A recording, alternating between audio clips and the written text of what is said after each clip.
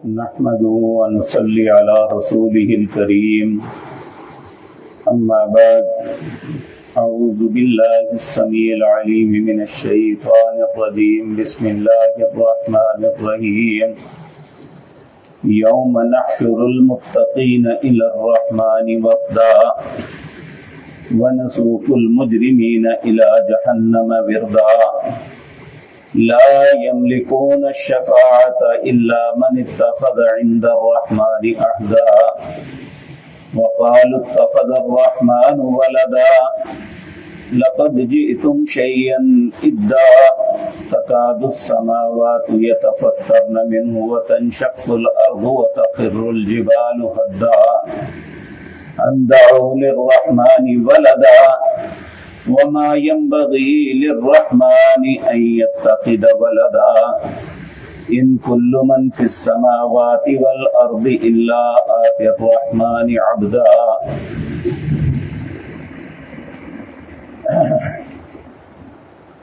حضرات محترم، آج اللہ کی توفیق سے اپنے سبق کا آغاز 16واں پارہ سورۃ مریم اس کی آیت نمبر 85 سے کرتے ہیں۔ گزشتہ آیت میں ہم نے یہ بات پڑھی کہ آپ نہیں دیکھتے کہ ہم شیطانوں کو کافروں کے اوپر بھیجتے ہیں اور انہیں وہ امیدیں دلاتے رہتے ہیں یا برائی پہ آمادہ کرتے رہتے ہیں۔ اللہ رب العزت اپنے حبیب کریم صلی اللہ علیہ وسلم کو فرما رہے ہیں فَلَا تَعْجَلْ عَلَيْهِمْ، اے میرے پاک پیغمبر ان پہ جلدی نہ کرو، إِنَّمَا نَعُدُّ لَهُمْ عَدًّا، ہم ان کی گنتی گن رہے ہیں۔ تو اللہ رب العزت آیت نمبر 85 کے اندر یہ بات بتاتے ہیں یوم نحشر المتقین الی الرحمن وفدا، اس دن جمع کیا جائے گا متقین کو الی الرحمن، رحمان کی طرف، وفدا، مہمان بنا کر، یعنی جو متقی ہیں وہ بھی اللہ کے حضور پیش ہوں گے لیکن وہ مہمان کی حیثیت سے پیش ہوں گے۔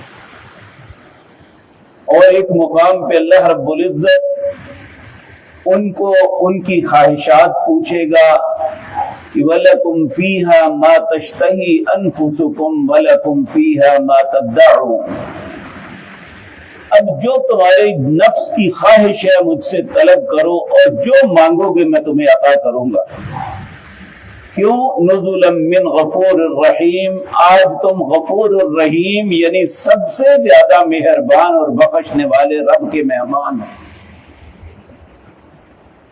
اللہ ہم گناہگاروں کو بھی اپنا مہمان بنا لے۔ تو اللہ رب العزت آگے فرماتے ہیں وَنَسُوقُ الْمُجْرِمِينَ إِلَى جَهَنَّمَ وِرْدًا،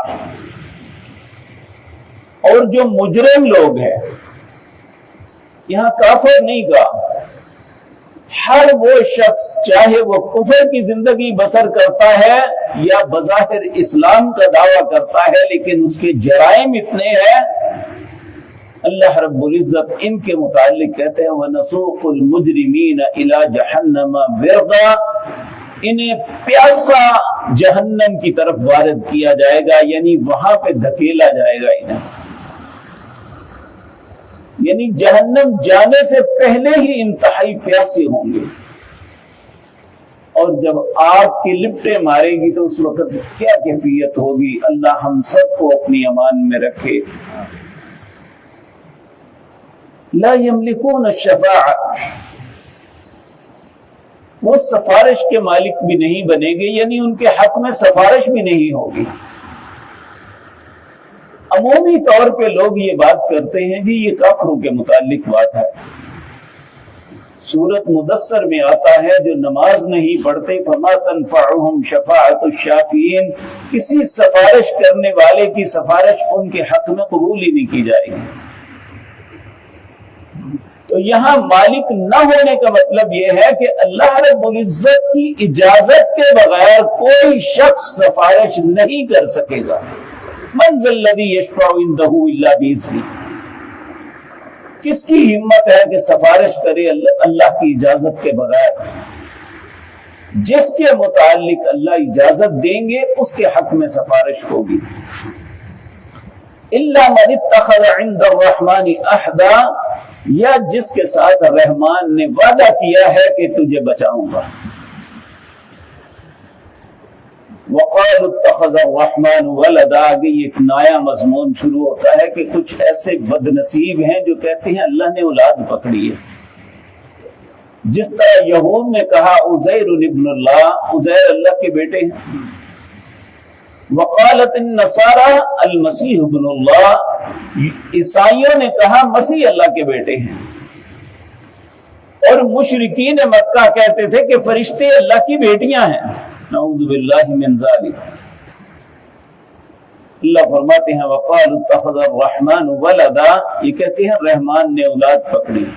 لقد جئتم شیئا ادا، یہ بہت بھاری اور بری بات کر رہے ہیں۔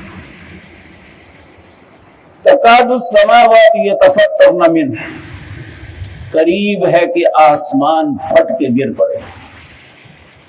وتنشق الارض، زمین شق ہو جائے۔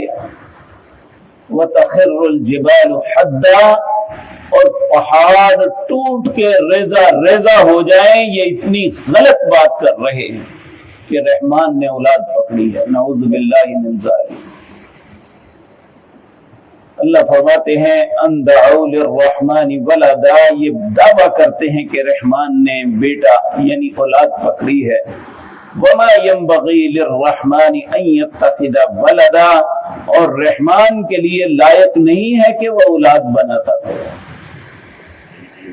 ان کل من فی السماوات والارض، آسمان اور زمین میں جتنی مخلوقات ہیں، الا آت الرحمن عبدا، سب کی سب اللہ کی غلام ہیں، اللہ کے حضور ایک غلام کی حیثیت سے پیش ہوں گی۔ اولاد، بہن، بھائی، بیٹے، ماں باپ، اس حیثیت میں اللہ کے حضور کوئی بھی پیش نہیں ہوگا۔ تو یہ آج اسی چیز کی ایک بہت بڑی بات کی جاتی ہے، اور اسے دین کا حصہ سمجھا جاتا ہے کہ انہوں نے تو کہا تھا نا، کسی نے کہا کہ وہ اللہ کے بیٹے ہیں، کسی نے کہا اللہ کی بیٹیاں ہیں۔ آج ایسے بد نصیب ہیں جو کہتے ہیں نور من نور اللہ، یہ اللہ کے نور میں سے، جبکہ اللہ نے اپنی تعریف سورۃ اخلاص میں ان کلمات کے ساتھ فرمائی قل هو اللہ احد، کہہ دو اللہ ایک ہے، اللہ الصمد، اللہ بے نیاز ہے، لم یلد ولم یولد، نہ اس نے کسی کو جنا نہ اس کو کسی نے جنا، ولم یکن لہ کفوا احد، اور اس کی برابری کوئی نہیں کر سکتا۔ تو جب اس کی برابری کوئی نہیں کر سکتا، تو جب اس کے اندر سے ایک چیز نکل آئے تو برابری تو ہوگی۔ تو اللہ رب العزت ان خباثتوں سے، یہ بہت بڑا کفر ہے جو بکتے ہیں لوگ، کہ رحمان کا بیٹا کہنا یا رحمان کے نور میں سے کسی کو نور کہنا، یہ اللہ کے اوپر بہتان عظیم ہے۔ اللہ ان باتوں سے ہم سب کو محفوظ رکھے۔ اقول قولی ھذا واستغفر اللہ لی ولکم۔